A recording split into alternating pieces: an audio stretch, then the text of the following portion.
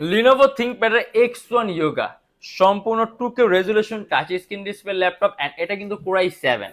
এটা কোরাই 7 এর 8 generation 16 GB RAM 512 GB SSD and 8 GB graphics. আর এটা আমাদের প্রাইস থাকবে 50,900 টাকা। আপনি সম্পূর্ণ 360 ডিগ্রি ভাঁজ করতে পারবেন ল্যাপটপটা,